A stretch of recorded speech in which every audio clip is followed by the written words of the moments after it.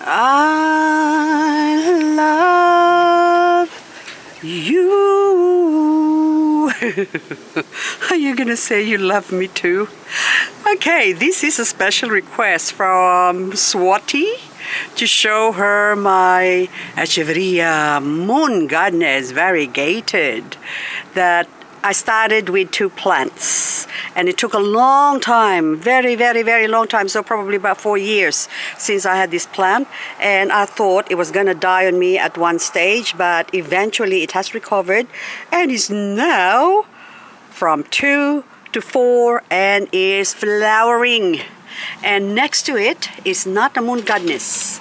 So this is what the confusing part is with variegated plants. So this one is Echeveria Esta on the right, and it's got one that's about to go to heaven. That yellow variegation on this Esta is not gonna grow. It's just gonna struggle and struggle and struggle until one day it'll be gone. So that is the difference between Esta and Gadnis Variegated. Can you tell the difference? Because I can't.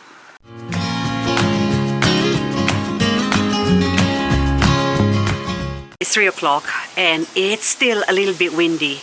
We've had rain for the last couple of days, but forecast for the next 7 days is actually very good. So I'm just letting my beautiful babies dry up before I do anything drastic to them, because I am feeling choppy. So I can't chop the ones that are exposed, but there's one plant that I've been wanting to chop. These are my 2 beautiful variegated Superbum, or as my friend Jem says it, Superba. I couldn't say Superbum, but Superbum. Okay, now I'm not going to chop my Superbum. What I want to chop is that Prolifica that is growing there, because I've been wanting to, hang on, can I just chop that off? There you go. Been wanting to grow a big Prolifica, so probably this is the biggest Prolifica that I've got. So, and if I want it to grow, of course, grow big, that is, of course we have to chop any babies that are coming out, or even this one is sort of flowering, but I'll leave that one and let it grow out a little bit. So probably this is about maybe 6 centimeters across, 6-7 centimeters. So I want it to grow as big as this Superbum. And since it's not gonna rain for a while in this area here, or the whole week anyway, this one, my chroma, I wanna chromify you. There you go. I just want to chop that off, leave that there, and hopefully I don't forget. Okay, ooh, there you go. So that the baby can pop out, and see there's 2 of them. Hang on. I'm just gonna, there you go, clean that up a little bit, and I just want to take these 2, let it dry up, and pot it up in a couple of days when the sun will shine again. I have a pot here that I've been meaning to clean up, but I always forget. So now, oh, okay, I'll swap. Hang on, wait a minute, I'll just take this away. This was a plant haul, I think last year, I can't remember anymore. Anyway, so this is Sempervivum, and Sempervivum grows during the cold. And when it warms up, they go hidey, sleepy, dormant. So I still have, say 3 weeks of winter, is it? Or 2 weeks of winter. And almost 3 weeks. And also springtime. It's still cool-ish here in Canberra, Australia. So they will still have time to grow. And I've been keeping this, okay. I just don't want this thing to pop. There you go. That's the best way to pull them. Grab the seeds, and I hope I don't pull out. I'm just tagging the oops, see, that's coming Come away with me through the night. No, during the day, that is. Please. Okay, I wanna know. I am very singy-songy today. I've been singing non-stop all day. Even though it's a cloudy day, I am happy because it stopped raining. Because when it stopped raining, that means I can start working on my garden. And at the moment, that is what I decided to do for the next few months. I'm just gonna stay home, clean up my yard, clean up the house, organize my succulent babies, and then I can propagate, and then I can start selling. But no promises. It's gonna take me a while. That is if I kept or maintain this frame of mind that I have right now, because I haven't been sleeping lately. I haven't been sleeping overall anyway while I'm in the city. If I go out in the bush, that's the only time I could sleep. In town, or it's hot in the city. No, it's not hot, it's cold, but still, I just can't sleep. I love the cold, but I can't get a straight, restful sleep. Hang on, I'll take this out. One out. And of course, when you can't rest or can't get rest, basically what happens, it ruins your mood, or you become I don't know what mood, grumpy. I'm only grumpy when people make me grumpy or people annoy me, but most of the time I'm really happy. So on my own, I'm always happy because there's no one here to annoy me. Unless I go out, then I mingle with people, and then that's when the jingle happens. No, people are good generally, but there are still a lot of people there who's not very nice. So before, I used to go shopping, and then I would talk to everyone, and my husband, well, he would always tell me, because I come home and saying, oh, I met these people today and their names are this and they live here, they gave me their phone number and blah, blah, blah, blah.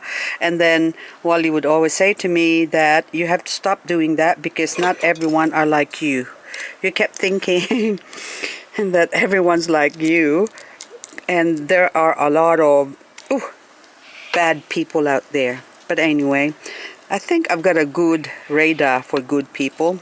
Oops. But lately I have been avoiding talking to people anymore. It's like bringing a pet home. I'm like one of those people who does that. You know, I'd pick up a frog or a turtle on the road and then I'll bring it home. I always get in trouble because of that when I was growing up. Anyway, this one now, stray cats. I haven't actually picked up a cat. Only a dog. Oh, did I have a stray dog? Yeah, but now this is almost, oh, look, done cleaning up. Look at that. I talked my way into cleaning this up, and just a couple more pulls. Should I say a couple more weeds? And she's done. Yay, she's beautiful again. Now I feel better now. There. I got a big pot here that used to house a beautiful, beautiful crested succulent. And that used to be really, really full. So you can see the remnants of the crested ones here. And so that is long gone. That's gone. So, okay, see, no more. Oh, I'm gonna cry. But, no more. But, okay. I don't know if you saw earlier. On the other side, there is still one Freddissima Nom and Val that's left. It's not crested, but, ooh, is that another baby from that? Ah, so you can see the crested part. So that used to be crested, and now this one is not crested anymore. But since it's got a crested vintage heritage, that's what I'm trying to say, then it still has a chance of growing a crested one. Hang on, I'm trying to save this other one here. Are you Euphorbias nom inval? I don't think so. I think this is a crassula, maybe. But nevertheless, I am going to save you, baby, and I am going to start growing again. Euphorbias nom inval, and hope in maybe 3 years' time I might produce a crest and I can start having a beautiful Euphorbias nom inval crested again. Okay, so now I potted it up and I even put a label and I googled it up actually. Euphorbias nom inval means very cold, invalid name in Italian. That's what it means. So probably this is probably more related to briar rose, which is this one here, which is also a cresting plant. But this Euphorbias nom inval, I find before that this tends to crest far more better than the briar rose. So this one has actually no more cresting that I can see, so it has reverted to normal. But anyway, that one is not very frost hardy, whereas the Euphorbias nom inval was very, very frost hardy. Just when I said no more rain, it started drizzling again. I can feel some raindrops falling on my head. And then this one, I moved this away from here to there because it's blocking my view when I went and got the Esta and the, whatchamacallit, moon Gadnis, that is.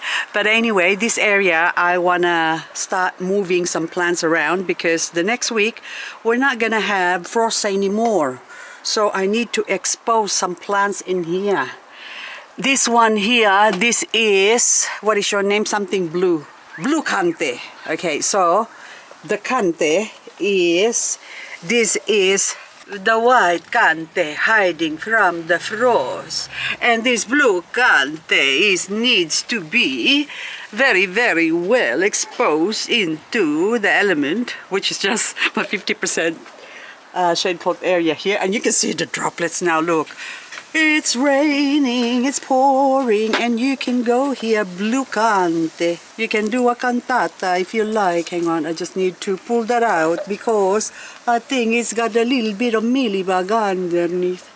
We are going to kill the mealybug, okay? We're gonna spray, spray, spray. There you go, under, over, top, and good time to spray because the sun's not out again. It sort of popped out. Now it's back in again. So anyway, oh, Leopard, hello. How are you, Leopard? So I bought this last year and it was only tiny. And when I bought it, I could not tell the difference between a leopard and pirate's treasure. But now it's very evident. You can see the pirate's treasure was just going yar everywhere, and it's a prolific grower. Look at all the babies underneath compared to the leopard here, which is just very stingy, very slow growing. But I can see the variegation, more pronounced variegation that is, showing now. Okay, leopard? I think I got it all wrong. I'm probably better off taking my red tips here, which is growing beautifully, and expose it for more coloration. And the blue Cante we take you off from there, which is, wouldn't it be handy if I'm an octopus? You can grab, or I can grab 10 things at once. Okay, so it's got a foot, so there's air circulation underneath, and then now red tips can go and color up more, and it'll be like, you know, that color there will be on top, and it'll be almost as pretty as this pretty in pink. So maybe this pretty in pink, I have been exposing it to the sun and be it 50% shade cloth and also the cold, and I did not even remove the leaves in the bottom, because the dry leaves that is, because I have been slack. I didn't even see that, but I need to clean this up. And this is actually my mother plant. This is the one that started everything. So I've got these ones here growing, I don't know if you can see that, but that needs cleaning up as well. And I got more somewhere there, which is very, very prolific growing. And also what I like about this is that it produces lots of baby. Even as a leaf, it grows variegated. Now Cante here, I need to move somewhere a little bit more exposed, which is this area here. Although there's a lot of covering, you can see.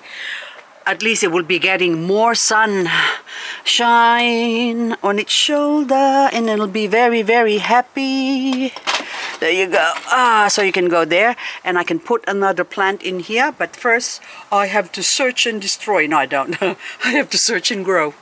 Now this greenhouse or mini greenhouse I've got here, I don't like the way this is looking. So it's all rusting and going wonky. I don't think it's gonna move, but just in case this whole thing buckles up, I better start moving some stuff here, because it's no good if these whole precious babies just all come crushing down. So especially this one, which hasn't been watered for a while. And I'm almost tempted to go buy some bigger plants online, because I kept looking and the prices has gone down. And there was one for sale, I think, for 3 heads for, I think, $80 or something like that. And then I nearly got tempted. Luckily, I haven't got any money, so I didn't buy it. Anyway, I'm gonna put this one back here, so that way it can grow, and also I can see it. I'm looking at you, kid. There's this variegated Haworthia here that is sort of tucked underneath there, which is actually not good, because a lot of them are now growing yellow. So the yellow variegation is no good, because that's eventually going to die. I would like them to have an equal or even variegation, like the biggest mother head here. And so there's one plant on the side, but the rest of them is going mellow yellow, so I don't like it. So when it's like that, we got to give it more sunshine. That way they can actually grow, or give it a bit of fertilizer so they can grow. But the danger is that they might revert back to non-variegated, which is what I don't like. So I'm looking for a spot to put this in. So maybe for now I'll slowly introduce you. I'll just put you here where it's still sort of protected, but you're getting more light, and of course I can see you. And when I can see you, it will put a smile on my face, and then I'll be happy, and then I'll be able to make more videos for me lovelies. It is now settled. I am now happy to accept that this Amestro is variegated. So once upon a time there was another baby from this Amestro that I gave to someone, and because it was showing more variegation, but this one now, I think it's taking so long to grow. So this is probably, I would say, one of the original. So just remember, I used to have only one. From one I had two, from two now I have many. And also many have died, and many I have also given away.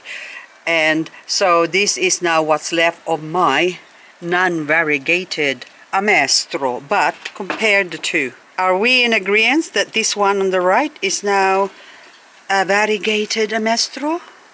Or are you going to argue with me? But anyway, I'm going to put her back to where she belongs, because up the top here, that Amestro is looking delicious, isn't it? Yum, yum, yum. I had this plant growing near my back door, where I almost stepping on it every time I go out the back door. Finally, I'm able to move it here now, back into the open, back into the arms of the love that's waiting there.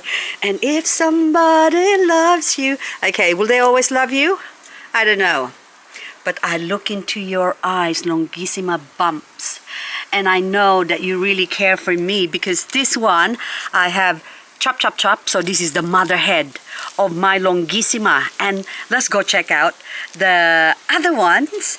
So this is the Longissima Bumps that I've taken that mother head from. Now this, let's go check at the back. There you go. So you can see that it grew from the tip of it because it was only small.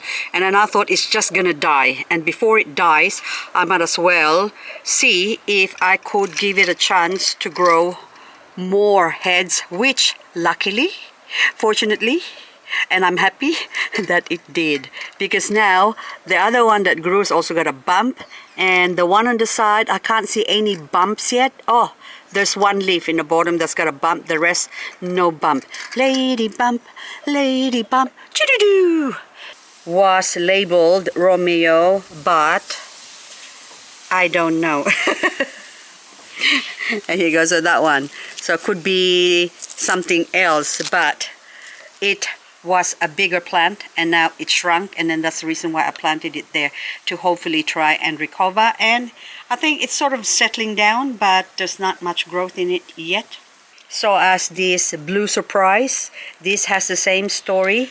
I also put it here because I was hoping it will have a better chance of growing than where it was in a pretty pot. She did not like the pretty pot. And so I harvested or took it out and planted it here. Now it's growing again. Come on, skinny love, you show your face. This is Skinneri.